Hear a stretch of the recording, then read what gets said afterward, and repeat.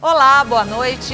Comissão Pastoral da Terra lança caderno de conflitos no Campo Brasil 2018 em Tucuruí. Mães denunciam agressão de professora da Escola Municipal Grão-Pará. Matadouro de Goianésia do Pará é interditado pela Justiça.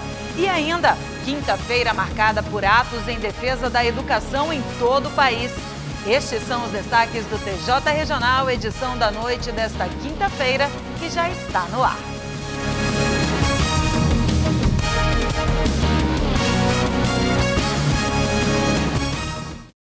A Comissão Pastoral da Terra realizou em Tucuruí o lançamento do caderno de conflitos no Campo Brasil 2018. A repórter Rosa Macedo tem os detalhes. A gente está aqui no evento realizado pela Comissão Pastoral da Terra para falar sobre o lançamento desse livro de conflitos no Campo Brasil 2018. E por aqui a Andréia. Andréia, conta pra gente qual o objetivo, desse lançamento. Bom, a CPT já há mais de 40 anos existe no Brasil e realiza um mapeamento dos conflitos existentes no campo brasileiro, E desde 1985 a CPT publica um periódico que é chamado Caderno de Conflitos no Campo, O objetivo de fazer o lançamento aqui em Tucuruí é para tornar público também os dados referentes à violência praticada contra trabalhadores rurais, não só no Brasil de um modo geral, mas sobretudo no Pará e na região sul e sudeste do estado. E, a princípio, quais são os principais dados aqui do Pará? Bom, chama a atenção, com relação aos dados do estado do Pará, o número de assassinatos ocorridos em 2018, Foram 28 assassinatos ocorridos no Brasil no ano de 2018. Desses 28 assassinatos, 16 aconteceram no Pará. E qual é o alerta diante desses dados alarmantes? Bom, o que a gente tem visto já nos últimos anos, sobretudo a partir do período de ruptura democrática do país, que aconteceu em 2016, a gente tem visto uma série de ataques aos direitos dos povos, não só os povos do campo, mas também os trabalhadores de um modo geral, Então, chama a atenção modificações legislativas que foram feitas desde 2016, assim como algumas medidas administrativas que foram tomadas pelo Poder Executivo, no sentido de encerrar os canais de diálogo e medidas de solução de conflito que eram adotadas anteriormente, Então, com isso, a gente não tem conseguido avançar na resolução pacífica dos conflitos. E isso acaba ocasionando o acirramento dos conflitos e a exposição dos trabalhadores rurais que estão no campo a diversos tipos de violência, inclusive assassinatos, ameaças de morte e expulsões de famílias das terras que são ocupadas há muito tempo. Daí surge também a importância de denunciar. Exatamente. O papel da CPT, para além de fazer a catalogação, é também tornar públicos os dados de violência no sentido de denunciar não só as ações do poder privado, que praticam violência contra esse público, mas também muitas ações do próprio poder público, que viola direitos dos trabalhadores no campo. Mães de alunos da Escola Municipal Grão-Pará procuraram a nossa equipe de reportagem para denunciar agressões sofridas pelas crianças. A reportagem é de Paco Martins e Israel Batista. De acordo com uma das mães, as agressões verbais e físicas não teriam acontecido apenas uma vez. Ela diz que a filha passou a relatar diversas situações nos últimos dias e, por isso, resolveu procurar a direção da escola. Não só minha filha que estuda no Grão-Pará, é minha filha e em questão de uma professora, uma das professoras dela, não é só uma professora, mas a outra está ciente também do que vem acontecendo, é a questão de agressão, que hoje ocorreu a agressão de uma aluna, com uma aluna aqui, vizinha, moradora lá do quilômetro 11, que a maioria dos alunos aqui é do quilômetro 11 Vila. Ela foi agredida em questão de ela não saber responder um assunto, uma matéria, ela é uma matemática, problema, se não me engano.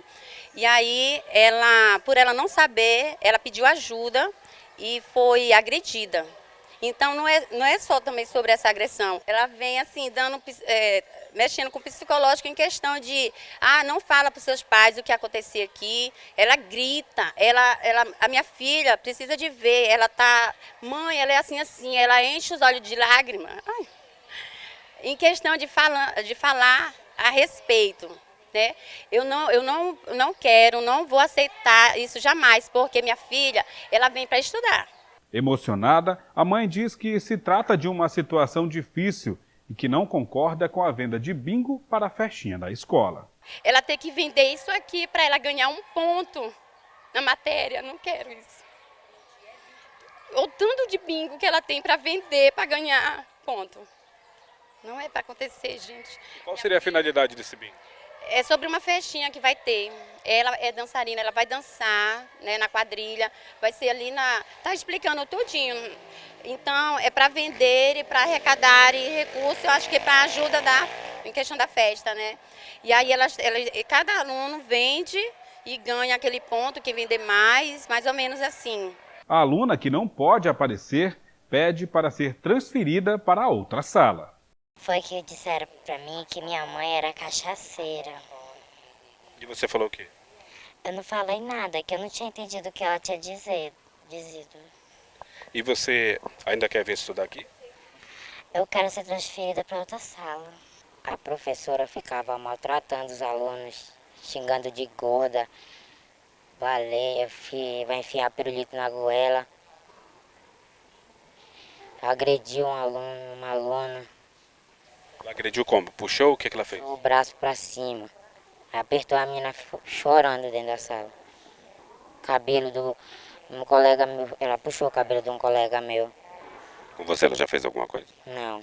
Procuramos a direção da Escola Municipal Grã-Pará e, através da diretora, fomos informados que as mães que se sentiram prejudicadas estão sendo chamadas para serem ouvidas. Os alunos e a professora acusada pelas agressões também estão sendo ouvidos e que a direção estará tomando todas as providências cabíveis.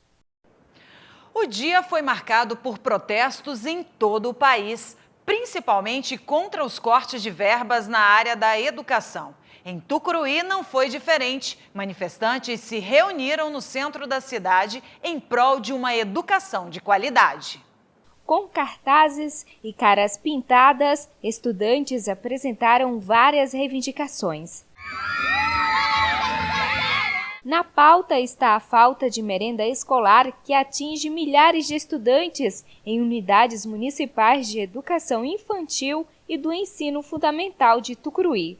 Hoje nós estamos envergonhados da situação que se encontra o nosso município na questão das merendas escolares, na questão de todo descaso no nosso município. É uma vergonha hoje para nós aqui, que moramos há 30, 40 anos, ver a situação que se encontra hoje no nosso município. Então a gente pergunta, cadê a verba da educação? Cadê a verba de todo Tucuruí que vem para cá, que sabemos que vem?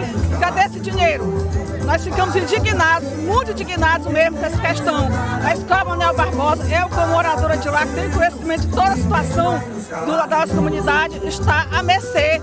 É uma vergonha, a direção tem feito a parte dela, mas infelizmente esse gestor que está aí, essa gestão não está merecendo nenhum mínimo de respeito. E é isso aí, e a gente pede crescidamente e veja a situação que se encontra as escolas hoje no nosso município. Outra reivindicação é por água potável. Esta mãe pede a limpeza do poço da Escola Manuel Barbosa de Moraes. Problema seríssimo que a gente está enfrentando na Escola Manuel Barbosa, por conta de que caiu um bicho dentro do poço e a água está estragada.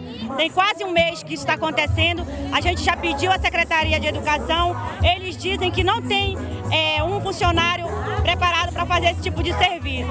A gente correu atrás de uma pessoa, ele cobrou R$400. Mas ele não pode fazer porque por conta de licitações e muitas coisas. Então, a gente está aqui para pedir com urgência a limpeza do poço da Escola Manuel Barbosa, porque a gente não aguenta mais. Falta de água, o botijão da escola que está com o registro quebrado. E também merenda, que a gente está mandando merenda para a escola para ajudar para nossas crianças não saírem fora do horário. Porque as nossas crianças do Manuel Barbosa estão prejudicadas por conta de ter começado as aulas muito bem atrasadas, entendeu? Então a gente pede que eles resolvam logo isso, porque é nossas crianças que perdem. Em meio ao caos, profissionais em educação e a sociedade lutam em defesa de uma educação pública de qualidade e buscam respostas para tanto descaso. Quando você vê escola há semanas sem merenda escolar, as direções das escolas tendo que mandar bilhete para os pais, justificando por que as crianças estão voltando mais cedo para casa, porque não tem água para as crianças consumirem, porque não tem merenda escolar, porque não tem transporte escolar, as crianças sequer chegam nas escolas. Às vezes, quando vão, o município tem que dar um jeitinho delas retornarem, porque o transporte quebra. Servidores públicos, professores recebendo seus salários atrasados. E agora, mais uma promessa de ameaça, inclusive de corte de gratificações dos professores efetivos. Então, nesse contexto local, já há muito motivo para que a sociedade se mobilize e diga não ao prefeito. Inclusive, o prefeito tomar vergonha na cara e deixar de ameaçar, assumir e não mandar recado através de seus cães. Tem que assumir, prefeito, a sociedade. Como é que nós vamos fazer um discurso que educação é prioridade, que o Brasil é o país do futuro, e exatamente na educação que o governador, que o prefeito, que o presidente da República vão e tentam oprimir o povo, tirando direito, cortando verbas públicas e vem com conversa fiada de que é contingência. É corte sim, é corte da educação básica, é corte das instituições públicas de nível superior. E nós não podemos admitir isso. O matadouro de Goianésia do Pará foi interditado pela Justiça. O local não oferecia as condições necessárias e nem seguia as normas ambientais e de vigilância sanitária. O promotor de justiça, Francisco Charles Pacheco, participou da inspeção judicial determinante para a interdição do matadouro em Goianésia do Pará. Foi detectado já na época que não tinha as condições mínimas de saúde, né, de material de equipamento de trabalho para as pessoas que lá estavam.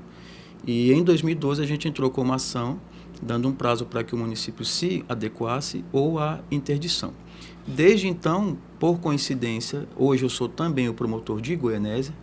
Na falta de um titular, estamos lá respondendo pela promotoria daquele município. E em conversa com o doutor Andrei Magalhães, que é o juiz que lá está hoje,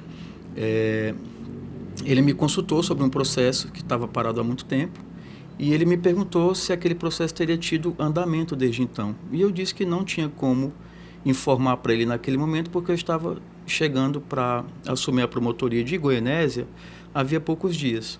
Foi quando nós dois fomos analisar em conjunto o processo e realmente desde 2012 o município não tinha adotado as medidas que o Ministério Público havia feito em termos de pedido no bojo da ação civil pública.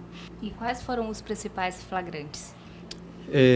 Na verdade, lá é muito antigo, né? A forma de abater o animal, pelo menos no dia em que a gente foi, não atende nem às regras das condições mínimas de respeito ao momento do abate do animal, que é as regras que existem para esse assunto exigem, né, que cause-se o menor sofrimento possível, e lá ainda não é mecanizado, né? O abate do animal era feito de forma rústica, com uma alavanca batendo na cabeça, e naturalmente se o animal não morresse da primeira, isso causa muito transtorno ao animal, e inclusive os especialistas, os zootecnistas falam que a forma de abater o animal pode inclusive comprometer a qualidade da carne que será consumida. E aí é uma informação técnica que qualquer especialista na área pode passar essas informações. As questões de higiene também dos funcionários que trabalham lá estavam sem qualquer tipo de material de proteção para cheiro, luva, máscara, enfim, não tinha. O que nos chamou bastante a atenção também é um local que existe lá. Tem umas fotografias que foram feitas no local onde eles guardam os couros, né? Estava praticamente podre. A palavra é forte, mas era isso que a gente... Foi isso que a gente constatou lá. Inclusive, o que se usava para conservar era sal. Em uma das fotografias tem uma caixa com sal e uma pá. Acho que jogava-se em cima para que... na intenção de retardar o processo de apodrecimento, né? E muitas cacarças, cabeças, né, jogadas no meio do meio ambiente, cobertas por urubus, enfim, não tinha a mínima condição de... E a carne ficava exposta também? A carne, o que acontece? Quando nós chegamos lá, eu perguntei para as pessoas que lá estavam que horas que aqueles animais haviam sido abatidos. Eles me disseram que foram abatidos por volta de 4 horas da manhã. A inspeção se deu por volta das 14 horas ou mais, acho que às 16 horas, de modo que a carne estava há mais de 10 horas, sem nenhum tipo de refrigeração, né? E como se trata de um animal morto, o processo de decomposição é imediato após a morte. Então, é impossível que uma carne fique 10, 12 horas. Vale ressaltar que, como o matadouro não funcionava de acordo com as normas ambientais e de vigilância sanitária, além de prejudicar o meio ambiente, também estava colocando em risco a saúde da população. A nossa ação, naquele dia, ela não se restringiu a interditar, né? O doutor Andrei deu voz de interdição imediatamente, né? Mas não se restringiu a isso. O Ministério Público vai cobrar no bojo dessa ação que o município, se não se adequar, né, eu acho que lá não tem condição de se adequar, acho que seria acabar com aquele matadouro e construir novas instalações, até porque os materiais que lá se encontram são muito antigos, né? Ganchos enferrujados, enfim.